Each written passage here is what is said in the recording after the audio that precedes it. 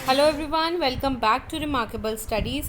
Punjab university Chandigarh ने भी अपनी ऑफिशियल वेबसाइट के ऊपर क्वेश्चन पेपर से रिलेटेड एक नोटिस जो है वो डाला है। चलिए देखते हैं वो क्या नोटिस है और इसमें हमें पता चल जाएगा कि क्वेश्चन पेपर्स किस तरह जो है वो स्टूडेंट्स के लिए आएंगे और कैसे उन्होंने अटैम्प्ट करना है। ये है वो नोटिस जिसमें उन्होंने सबसे फर्स्ट लाइन में ये चीज़ मेंशन की है कि ड्यू टू कोविड-19 pandemics the guidelines for students to attempt question paper have been framed and these will be implemented for final year examinations। जो फाइनल सेमेस्टर के स्टूडेंट्स हैं उन पे ये सारी गाइडलाइंस जो है वो इम्प्लीमेंट होंगी। अब सबसे पहले यहाँ पे उन्होंने क्लासेस मेंशन की हैं कि ये नोटिस जो है वो फाइनल सेमेस्टर के स्टूडेंट्स के लिए इम्पॉर्टेंट है और इसमें उन्होंने सारी क्लासेस को मेंशन कर दिया कि कौन कौन सी क्लासेस जो है वो ये पेपर्स देंगी। फिर उसके बाद उन्होंने गाइडलाइंस प्रोवाइड की हैं। अब सबसे पहले हम ये गाइडलाइन देखते हैं क्या है। और any 4 questions to be attempted, ये बात हम कब से कर रहे हैं कि आपको सिर्फ और सिर्फ इस बारी 4 क्वेश्चंस जो हैं वो अटेम्प्ट करने होंगे, इंक्लूडिंग, अब साथ में उन्होंने एक और चीज़ दी है, including compulsory question. It means आपको एक क्वेश्चन जो है वो कंपल्सरी आएगा, उसके अलावा आपने 3 क्वेश्चंस और अटेम्प्ट करने होंगे और टोटल क्वेश्चन हो जाएंगे आपके पास 4। यहाँ पे ध्यान देने वाली बात यह है, उन्होंने लिखा है इंक्लूडिंग कंपल्सरी क्वेश्चन। क्वेश्चन का मतलब होगा एक ही क्वेश्चन, मतलब एक क्वेश्चन जो है वो आपको कंपल्सरी होगा, उसके अलावा 3 क्वेश्चंस और टोटल आपके पास हो जाएंगे 4 क्वेश्चंस। इस तरह आप उन चारों क्वेश्चंस को जो है वो अटेम्प्ट करोगे। फिर उन्होंने मार्क्स के बारे में लिख दिया, all questions will carry equal marks, और सभी क्वेश्चंस के आपको सेम नंबर मिलेंगे।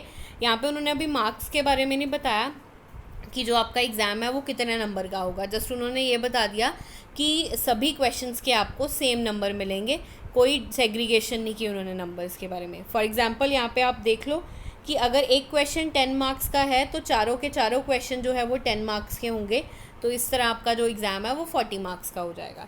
ये जस्ट मैं आपको एग्जांपल लेके बता रही हूँ, अब यूनिवर्सिटी बताएगी कि आपका जो क्वेश्चन पेपर है वो कितने मार्क्स का होगा। इसके बाद फिर उन्होंने कह दिया no units will be followed, कोई यूनिट्स नहीं होंगे, सिंपल आपको कुछ क्वेश्चंस आएंगे जिसमें से एक क्वेश्चन कंपलसरी होगा और बाकियों में से आप 3 क्वेश्चंस जो है वो अटेम्प्ट कर लोगे।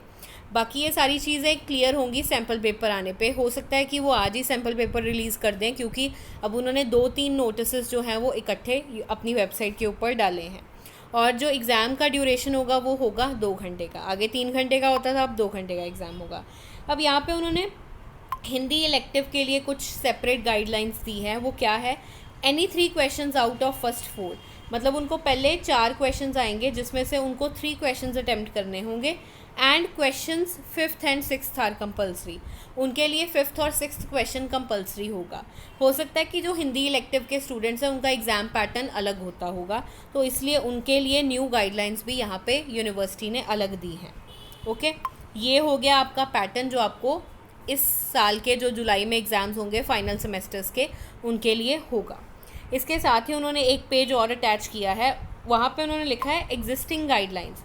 वहाँ पे उन्होंने मेंशन किया है जो गाइडलाइंस अगर कोविड-19 ना होता तो वो ये सारी गाइडलाइंस फॉलो करते, जिसमें ड्यूरेशन 3 घंटे की होती, और यहाँ पे उन्होंने सारा पैटर्न प्रोवाइड किया हुआ है कि क्या पैटर्न वो फॉलो करते।